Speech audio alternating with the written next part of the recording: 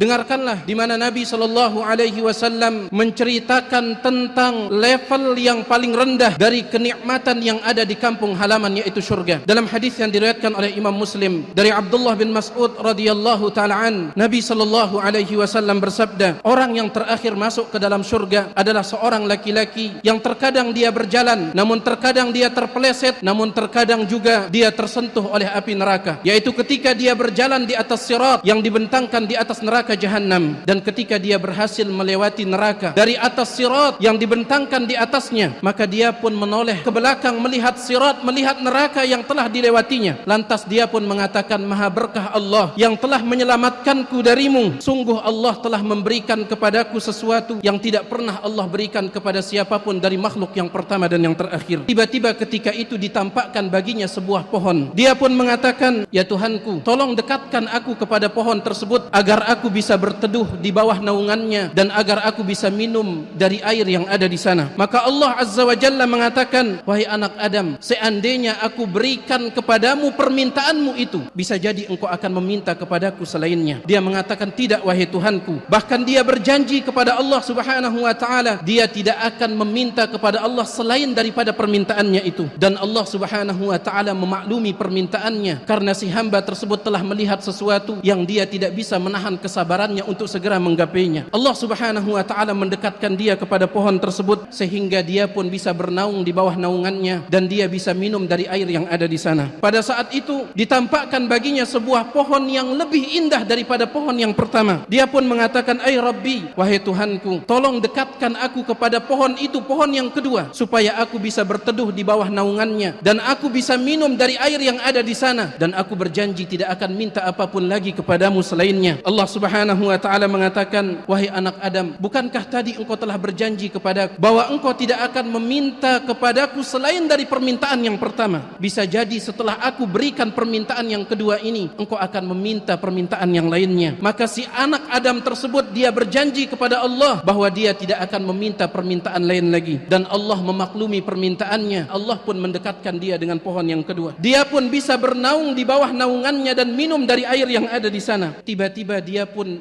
diperlihatkan sebuah pohon, yaitu pohon yang ketiga yang berada di dekat pintu surga yang lebih indah daripada dua pohon sebelumnya. Dia pun mengatakan, ay Rabbi, ya Tuhanku, tolong dekatkan aku kepada pohon itu yang ada di depan pintu surga agar aku bisa bernaung di bawah naungannya dan minum dari air yang ada di sana, dan aku berjanji tidak akan minta apapun lagi kepadamu. Maka Allah Subhanahu wa taala mengatakan, bukankah engkau sudah berjanji kepadaku bahwa engkau tidak akan meminta permintaan lain lagi? Dia mengatakan, betul wahai Tuhanku, dan ini yang terakhir, aku tidak akan meminta apapun lagi darimu. Dan Tuhannya memaklumi permintaannya, maka dia pun didekatkan di pohon yang ketiga yang ada di depan surga. Ketika dia didekatkan di pohon yang ada di depan surga, dari luar dia bisa mendengar suara penduduk surga yang lebih dahulu mendahuluinya masuk ke dalam surga. Dia pun mengatakan, ya Tuhanku, tolong masukkan aku ke dalamnya. Maka Allah Subhanahu wa taala mengatakan, ya bani Adam, apa yang bisa memutuskan permintaanmu dari? Adakah engkau akan ridha, akan puas kalau aku berikan kepadamu seperti 2 kali lipat dunia? Dia pun mengatakan, ya Rabbi, apakah engkau sedang mengolok-olokku?